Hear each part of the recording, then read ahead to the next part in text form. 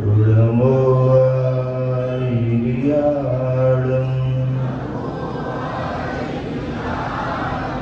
रूढमो बच्छायाडं रूढमो लोजे सौविसापूर्णं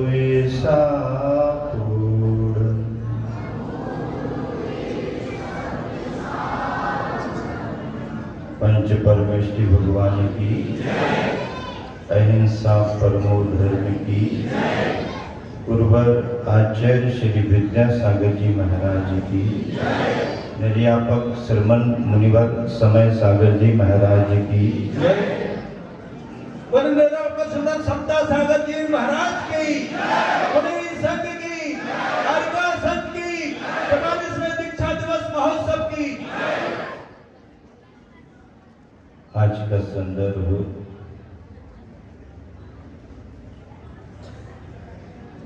बड़ा महत्वपूर्ण है, मुनिवर के लिए भी और अपने लिए भी। मुनि के स्वरूप में ज्येष्ठ श्रेष्ठ निर्यापक मुनिवर ने अपना दीक्षा दिवस मना लिया। उन्होंने अपने मन का दीक्षा दिवस मनाया, पर हम और आप मानने वाले कहाँ हैं?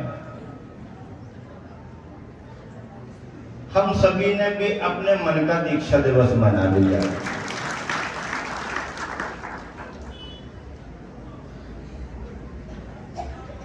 मुनिवर समय सागर जी के दीक्षा दिवस के लिए और उनके दिए गए संदेश के लिए 4 पंक्तियां पर्याप्त हैं कि किसी ने पूछा कि मुनि कौन है। किसी ने पूछा, हो सकता है चंद्रसेन ने पूछ लिया हो, उससे तो कई लोग पूछते हैं, मैंने उससे पूछ लिया। अलकेश जी पूछ सकते हैं बीना वाले क्षेत्र की तरफ से।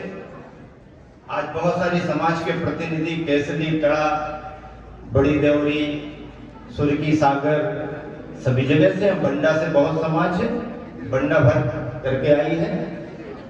हाँ, महाराज जी याद दिला रहे हैं बड़ी देवरी के साथ नन्ही देवरी, तो क्यों हाथ बना, वहां की भी समाज है, क्या बात होती है।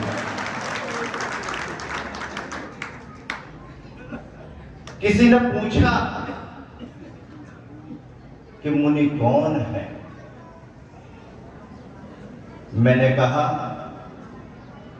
जो मौन में भी मुखर हो और मुखर में भी मौन है, वही मुनि है।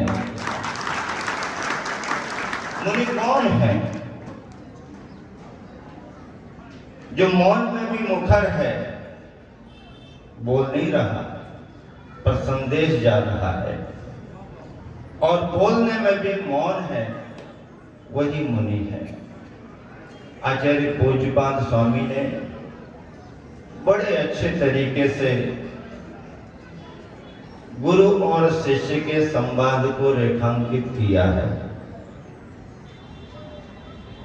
अवाक विसर्गम बपुषा निरूपयन्तम, ये पंक्तियां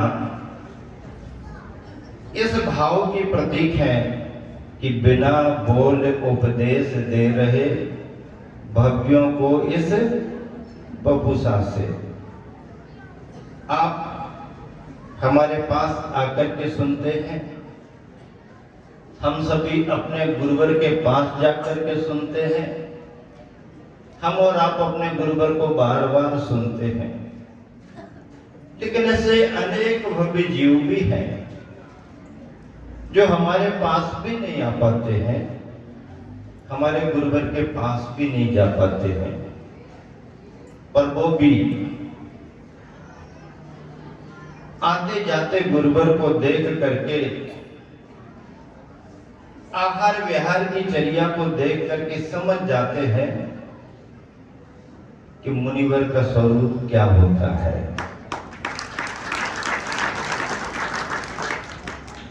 इस मुद्रा को देख करके अनेक तिर्यंच पशु पक्षी भी सम्यक दर्शन को प्राप्त कर लेते हैं। जिन बिंब और मुनि मुद्रा दोनों ही निर्ग्रंथ होने के कारण सम्यक दर्शन में कारण बनती है। उपादान उस भव्यात्मा का जाके ये निमित्त बन जाते हैं। प्रातःकालीन वेला से लेके अभी सायं काल तक निरंतर आप सभी को संदेश मिल रहा है। संघ के ज्येष्ठ श्रेष्ठ तपस्वी साधक, आत्म साधक, करुणा और स्नेह की मूर्ति मुनिवर के बारे में आप सभी संस्मरण सुन रहे हैं। सुबह के प्रसंग भी मानस में घूम रहे हैं, दोपहर के प्रसंग भी मानस में घूम रहे हैं। सदलगा में जन्मी और हम सबकी बहनें शांता सुवर्णा जी ने अपने प्रदेश की आवाज कन्नड़ भाषा में आप सब तक पहुंचाई। प्रभु गुणगान किया और उस सदलगा की माटी से निकल करके जो जो महात्मा बने हैं, माटी मासूम है। आप सब या तो गए नहीं होंगे, गए होंगे तो जल्दी वहां से आ गए होंगे। हम सब भाग्यशाली हैं कि वहां पर चातुर्मास करके आए हैं। और ऐसा नहीं, गुरुवर जी ने दिया है नाम कि जाओ इस वर्ष आपको सदलगा चातुर्मास करना है। इससे बड़ा भाग्यवान क्या होगा। तीनों भैया निकल गए गाते गाते। आप लोग थक गए थे और कैसेटें भी घिसने लगी थी। और जब भी मुनिवर योग सागर जी महाराज जी के पास बैठ करके उनके अनुभव सुनते थे और ये भाव रखते थे कि तीनों भैया निकल गए, कैसे धरे मन धीरा, तो मुनिवर हंसी करते हुए कहते थे, कैसे चले जा गाड़ी रे तीनों पहिया निकल गए। तो कहते गाड़ी कैसे चलेगी, तीनों पहिया निकल गए। हंसा करके अनुभव कराते थे। अब समय बदल गया है, संगीतकारों को मसाला मिल गया है और मार्केट में नए भजन तेजी के साथ चलने लगे हैं। अब तीनों भैया की बात नहीं, चारों भैया निकल गए। चारों भाई, अद्भुत इतिहास है, इकलौता इतिहास है। हम सबके लिए गर्व और गौरव का इतिहास है। बंधुओं, आज मुनिवर समय सागर जी महाराज जी का दीक्षा दिवस हम सब मना रहे हैं। इन महाराज जी का दीक्षा दिवस मनाना तुम्हारे लिए ही कठिन नहीं था, कठिन तो हमारे लिए भी था। क्यों? क्योंकि ऐसा कभी योगी नहीं बना। संघ में जब तक रहे कोई चर्चा ही नहीं होती थी, मालूम सबको रहता था।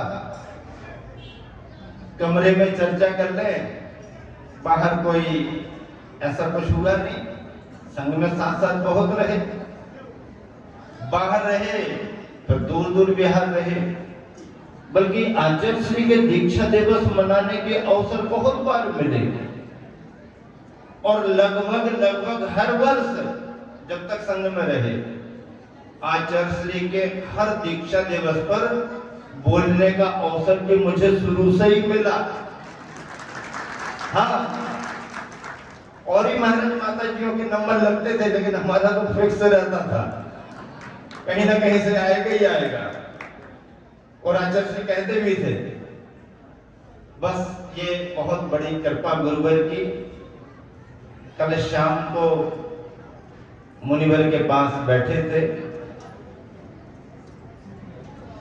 अनुभव की बातें उनकी भी सुन रहे थे, अपनी भी सुना रहे थे, और लगभग 1 घंटे से ज्यादा बैठे।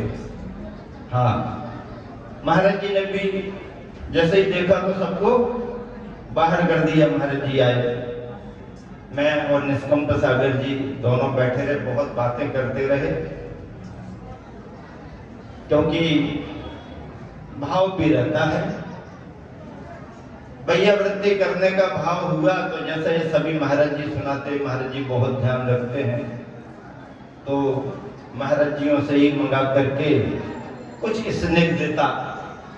स्निग्धता मंगाई और उसमें अपना प्रेम रस और घोला, लेकिन जुगाड़ नहीं जमी नहीं जुगाड़। वहां से निष्कंप सागर जी ने भी प्रयास किया, यहाँ से मैंने भी किया। तो हमने कहा महाराज जी कल के लिए आपने ओम शांति कह दी है और आज आप भैया वृद्धि नहीं करा रहे, तो हम लोगों के आने का मतलब क्या रहा? तब महाराज जी को थोड़ा सा लगा, ख्याल में आया, तो बोले क्या लगाओगे? हम लेकिन जो आपके महाराज जी ने दिया वो ही लगाएंगे, बाकी हमारा प्रेम रस उसमें घुला रहेगा। तो मुस्कुरा दिए, ठीक है लगाओ। थोड़ा सा लगाया और महाराज जी की वो स्टाइल मुझे बाद में समझ आई कि पीछे से उन्होंने सीसी की तरफ हाथ किया और ज्यादा लेकिन मेरे सिर पर लगा दिया। उन्होंने कहा महाराज जी तो कुंडलपुर की स्टाइल हो गई। कुंडलपुर में जितनी बार भी गए, जब भी गए, प्रतिदिन एक बार अवश्य जाता था, और जब भी भाव किया अपना तो थोड़ा होता था, वो कोई रखते नहीं है, उधारी का काम नहीं, तुरंत चुकारा पूरा करते हैं। आज महाराज जी का उपवास है, उन्होंने निश्चय के रंग में रंग करके अपना दीक्षा दिवस मनाया और हम सभी ने उनके निश्चय के रंग को सबके बीच में व्यवहार में व्याख्यायित किया। ध्यान रखना, आचार्य महाराज ने एक जगह लिखा है कि अगर निश्चय का मार्ग ना हो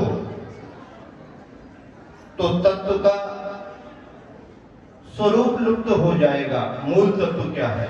निश्चय का मार्ग ना हो तो तत्व का मूल स्वरूप लुप्त हो जाएगा, और व्यवहार का मार्ग ना हो तो तीर्थ का उच्छेद हो जाएगा। आचार्य प्रवर कुंद स्वामी कहते हैं कि व्यवहार और निश्चय दोनों को संभालना पड़ता है। व्यवहार के बगैर निश्चय भी अधूरा माना गया और निश्चय के बगैर व्यवहार भी अधूरा माना गया। दोनों में मैत्री होती है, तभी जिन शासन का मोक्ष मार्ग और उसका मूल स्वरूप हम सभी को दिखाई देता है। महाराज जी ने एक कहकर के हम लोगों की बात को टाल दिया था कि तुम लोग पसीना बहा के आए हो ना, हम तो यहीं पसीना बहा के प्रातःकालीन जंगल की ओर भी साथ गए, और भी मुझे अंदेशा था, लेकिन बार बार पर महाराज जी ने अंत में सारे से कह दिया, मतलब आज तो हमारी चलेगी, आगे आप देख लेना। उन्होंने अपना एक भाव किया जो एक साधक के लिए बहुत आवश्यक है, क्योंकि उन्होंने अपने गुरु के बहुत अच्छे से स्वरूप को समझ लिया है और उसी का अनुकरण वो करते हैं। यहाँ पर इतनी सारी समाज संपूर्ण इलाके से आई हुई है और दर्शन लाभ इतने बड़े संघ का ले रही है। संदेशा सभी को मिल गया है। चंद्रसेन जी ने अपने रंगों में सभी के लिए होली के रंगों से भी ज्यादा रंग दिया है। आर्यिका संघों के संदेश भी प्रवचनों के माध्यम से आप तक पहुंचे। मुनि वृंदों ने भी अपनी बात रखी, कहा सभी ने, लेकिन मुझे ऐसा लगा कि बात केवल एक कहने के तरीके हैं बहुत। क्या बात केवल एक कहने के तरीके हैं बहुत, धार पानी वाली धार केवल एक बहने के तरीके हैं बहुत। बात केवल एक कहने के तरीके हैं बहुत, धार केवल एक बहने के तरीके हैं बहुत। भूमि केवल एक जमीन, भूमि केवल एक रहने के तरीके हैं बहुत, और जिंदगी है एक, जीने के तरीके हैं बहुत।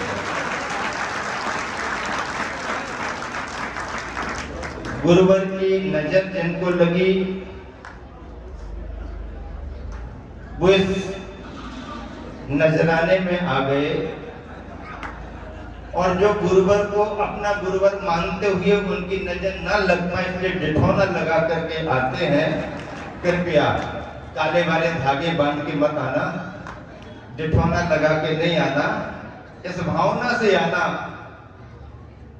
इस बार तो गुरुवर की नजर लग ही जाए, और महाव्रती ना सही कम से कम घर में रह करके व्रती भी बन जाओ, और व्रती बनने की भी अनुकूलता नहीं है तो सदाचार और कुलाचार के पालन करने में जुड़ जाओ, लाइन में लग जाओ, बेड़ा पार हो जाएगा। संस्मरण मुनिवर के बहुत हैं। निर्ग्रंथ सागर जी ने सुबह कुछ संस्मरण सुनाए थे उनके ब्रह्मचारी अवस्था के, शांतिनाथ जी के, तो बाद में मैंने उनको पकड़ लिया, शुद्धि करते समय आते जाते पकड़ लिया। हमने कहा बहुत सारे संस्मरण सुना लिए आपने? बोले हाँ, मुझे पूरे ख्याल थे, इतने मैंने महाराज जी के मुख से सुने थे। हमने कहा शायद महाराज जी ने नहीं सुनाया होगा, ऐसा संस्मरण मैं सुनाऊंगा आपके लिए। तो बोले कौन सा है? हमने कहा सुनाऊंगा, और वो महाराज जी से भी मैंने नहीं सुना, मैंने आचार्य श्री के मुख से सुना है, वो संस्मरण सुना रहा हूं। हाँ, क्या संस्मरण होगा बताता हूं। जब ये शांतिनाथ, अनंतनाथ, नेमिनाथ, नियम सागर जी, भूत बलि आदि आदि ये सभी थे, तो ब्रह्मचारी अवस्था की बात, राजस्थान की गर्मी, बिहार का समय, नई नई ब्रह्मचारियों की अवस्था, नई नई ब्रह्मचारियों की अवस्था बड़ी कठिन अवस्था होती है और परीक्षाएं बहुत होती हैं, और उनका उसी समय संकल्प और समर्पण देखा जाता है। जैसे अभी आरिका जी बता रही थी ना, वो एक संघ का प्रतिनिधित्व करते हुए सभी आरिकाओं की भावनाओं को उन्होंने अपनी तरफ से रखा, तो हम लोगों की ब्रह्मचारी अवस्था का उन्होंने चित्रण किया। वो तो आनंद के क्षण है, समर्पण के क्षण है, और उसमें जो जितना गुरुवर की कृपा को लूट ले उसके उस समय के क्षण है। सत्य बात यह है कि मेरे अपने जीवन में जब से ब्रह्मचारी बना, या अलग जी, मुनिवर जो भी बने, या संघ में रहे, या बाहर विहार कराया आचार्य श्री ने, कभी मैंने आचार्य श्री से कुछ मांगा नहीं, कोई व्रत नहीं मांगे, कोई प्रतिमा नहीं मांगी, मांगा ही नहीं कुछ, और जो भी मिला है बुला करके उन्होंने अपने मन से दिया है, कुछ भी नहीं मांगा। बस केवल एक बार कह दिया, गुरुवर आपके चरणों में रहना है, संग में रहूंगा, और आप जो कहेंगे वही करूंगा। उसके बाद कुछ कहने की जरूरत ही नहीं, कभी श्रीफल चढ़ाया ही नहीं, न चढ़ाने की जरूरत थी। क्यों? क्योंकि गुरुवर ने देख लिया, प्रवीण कुमार, अशोक कुमार, स्वभाव सागर जी, राजेंद्र कुमार, समाधि सागर जी, तीनों का जोड़ा था। स्वभाव सागर जी, मैं और समाधि सागर जी, तीनों ब्रह्मचारी के सारे नियम पर सारी पढ़ाई एक साथ ही हुई। हर समय आचार्य ने बुला बुला करके, क्योंकि तीनों एक साथ काम करते थे और संलेखनाओं के समय एक एक साधक को आचार्य ने जवाबदारी सौंपी। 10 प्रतिमा को उनका जो नाम रखा और जिसने जवाबदारी लेके पूरी संलेखना संपन्न कराई वो दीक्षा के समय उनको वही नाम दे दिया। और कभी भी आचार्य ने कुछ कहा है, चाहे बिहार के बारे में हो, चाहे संघ की व्यवस्थाओं के बारे में हो, चाहे प्रवचन और क्लास के बारे में हो, कभी भी कुछ कहा है तो कभी मना भी नहीं किया। ये भी नहीं कहा कि स्वास्थ्य की अनुकूलता नहीं है या जमेगा कि नहीं जमेगा। इतना सोचने का समय कहाँ है? गुरुवर सोच करके कुछ कहें और हम सोचते बैठे रहें, ये तो हमारी बहुत बड़ी नादानी है। होशियारी तो यही है कि उन्होंने कहा और अपन ने कैच ले लिया, उन्होंने गिराया अपन ने झेल दिया। ये तो अपना सौभाग्य कि उन्होंने अपनी तरफ गिराया, अपने को कहा, अपने के बारे में सोच करके कहा।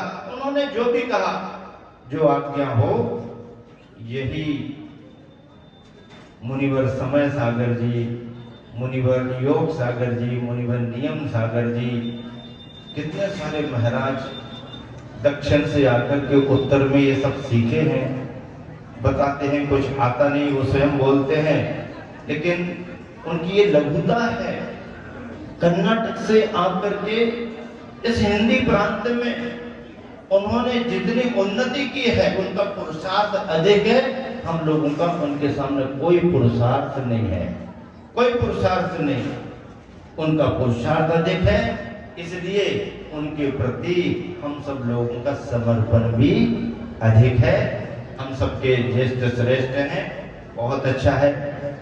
ये सभी ऐसे प्रसंग और अवसर हैं जिनके लिए आप सब लालायत हैं और संस्मरण सुनने के लिए संघ के महाराज जी कह रहे हैं। बिहार होकर के आचार्य से किसी गांव में पहुंचे थे, नए नए ब्रह्मचारी थे। आचार्य श्री के आहारों में ब्रह्मचारी शांतिनाथ जी गए और उस समय राजस्थान में अपरिचित गांव, श्रावक उतना वृत्ति नहीं या ज्ञात नहीं, ध्यान रखना पड़ता है। आचार्य श्री को इस सब की जरूरत नहीं पड़ती है, पर संघस्थ त्यागी वृत्ति का भी कुछ कर्तव्य होता है, सेवा की भावना होती है। आचार्य श्री तो इन सब बातों को मना ही करते थे, हम लोगों के समय भी मना करते थे, लेकिन फिर भी थोड़ा बहुत तो करना अपनी एक लगन और भावना भी होती है।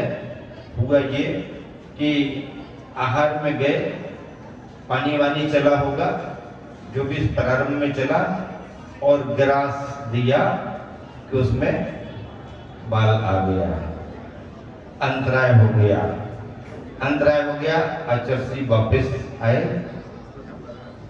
भैया जी शांतिनाथ को तो देखो, क्योंकि उन्होंने कभी ऐसा कुछ देखा ही नहीं कि एकदम अंतराय और कैसा अंतराय, वो तो बिल्कुल हक्के बक्के रह गए। आचार्य श्री ने सुनाया, फिर आचार्य श्री वापस आ गए, वो भी पीछे पीछे आ गए। उनको तो बहुत बुरा लगा, हमारे ही हाथ से हो गया, ऐसा हो गया, वैसा हो गया। कमरे में जाके बैठ गए। श्रावकों ने कहा होगा, भैया जी चलो ये करो करो, नहीं आज हमारा उपवास रहेगा, हम भी भोजन नहीं करेंगे, ऐसा उन्होंने कह दिया। आचार्य श्री को अंतराय आ गया, हम भी आहार नहीं करेंगे। अब श्रावक थोड़े असमंजस में रहे, समय निकलने लगा, फिर क्या करें। आचार्य श्री को मालूम चल गया श्रावक यहाँ वहाँ घूम रहे हैं और शांतिनाथ जी गए नहीं होंगे, अथवा अनंतनाथ जी ने आचार्य श्री को बता दिया होगा, ऐसा जो भी रहा हो। तो आचार्य श्री ने बुलाया, क्या हो गया? नहीं नहीं आज हमारा उपवास, गर्मी का समय है, अंतराय तो हमारा हुआ है ना, तुम्हारे का तो अभी आहार का समय है, नहीं उपवास करेंगे। तो आचार्य से समझाया, उपवास करने से कुछ नहीं होगा, जाओ अच्छे से भोजन करो और बाद में भैया वृत्ति करना ही उपवास हो जाता है। हाँ, अरे भोजन करके आ जाओ और भैया वृत्ति किसी की भी आचार्य को आवश्यकता है तो ठीक, नहीं भी है तो संघस्थ किसी भी, भैया वृत्ति का धर्म उपवास से भी महान धर्म है, ऐसा कहा जाता है। और 48-48 मुनिवर एक मुनिवर की एक छपक की साधना में लग जाते हैं। भगवती आराधना ग्रंथ कितना बड़ा कथन करती है, बहुत बड़ा कथन करती है।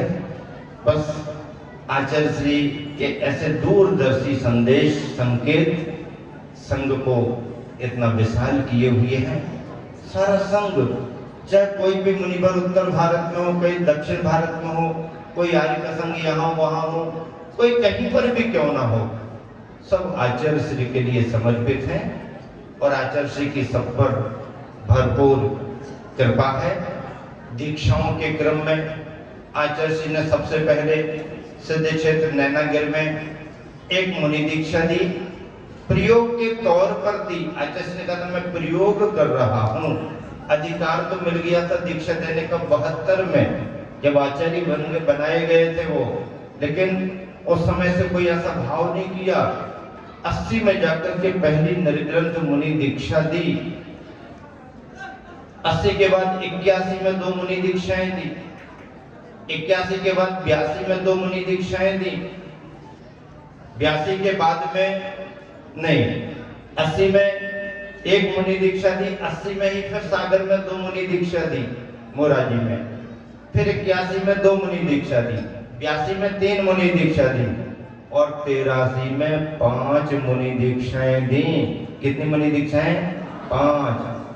मुनिवर सुधा सागर जी, मैं स्वयं, मुनिवर स्वभाव सागर जी, मुनिवर समाधि सागर जी, मुनिवर सरल सागर जी, 5 मुनि दीक्षाएं दी। 10वें क्रम पर मेरा मुनि दीक्षा का नंबर था। 10वें क्रम पर मैं सोचता रहा कि आचार्य श्री ने 10वें क्रम पर ही मुझे दीक्षा क्यों दी। तब मैंने बहुत सारा विचार किया, कुछ निकाले तो कि आचार्य श्री की कुंडली में कहाँ 10 अंक ज्यादा सेट हो रहे हैं। देखते देखते 1946 पर हमारा ध्यान चला गया। आचार्य श्री का जन्म कब हुआ? कब हुआ? 1946 सन में हुआ। अब 1946 पर विचार करें तो 1 और 9 10 यहाँ हो गए और 46 पर विचार करें तो 4 और 6 10 वहां हो गए। उनके तो बराबर 10 और 10 बढ़िया अंक जम रहा है। फिर मैंने सोचा अब तारीख भी निकाले तो तारीख भी 10 बढ़िया आचार्य की जन्म की, और महीना निकाला तो महीना भी 10 में ही पड़ा, अक्टूबर। और मैंने कहा ये तो बड़ा रंग जम गया भाई है। अब चंद्रसेन इस बात को हर बार आगे बढ़ाएंगे। देखो भैया आप कोई चीज जरा होना चाहिए ना ऐसे। अब 10 अक्टूबर 1946, 10 अक्टूबर 10 19 10 और 46 10 10 10 10 10 और बस आचार्य जी ने 10वें क्रम पर दे करके कर दिया, बस हो गया काम। चलो भाई ये क्रम तो बढ़िया जमा। अब इसके बाद में ज्यादा कुछ कहने की जरूरत नहीं है, क्योंकि बात केवल यही है कि गुरुवर की कृपा हम समस्त महाव्रतियों पर, त्यागी व्रतियों पर और संपूर्ण समाज पर है। ये सारे त्यागी व्रती गुरुवर की कृपा से ही लालायत रहते हैं।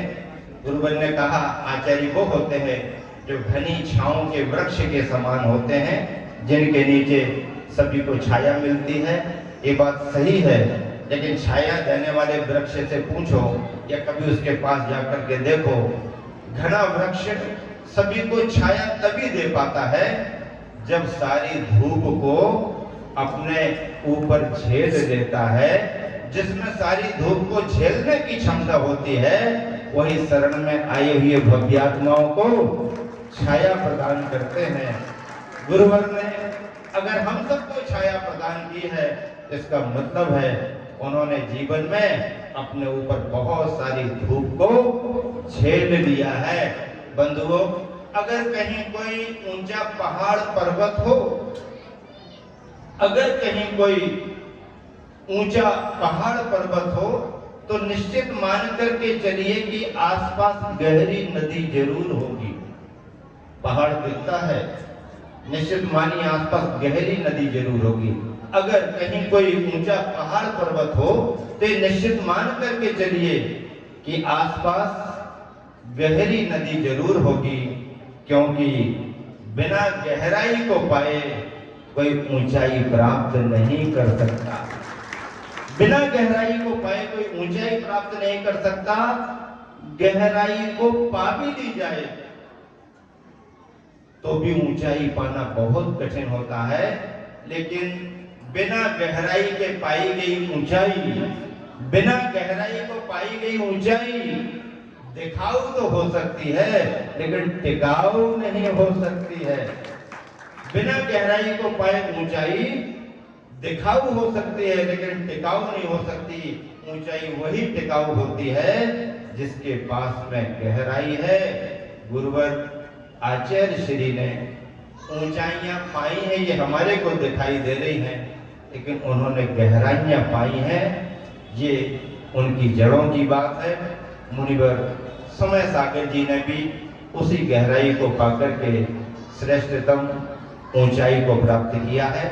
आज उनके 44वें दीक्षा दिवस पर हम सभी उनकी साधना के लिए, उनकी तपस्या के लिए, उनके रत्नत्रय के लिए, उनके मोक्ष मार्ग के लिए विनम्र भावना से नतमस्तक हैं।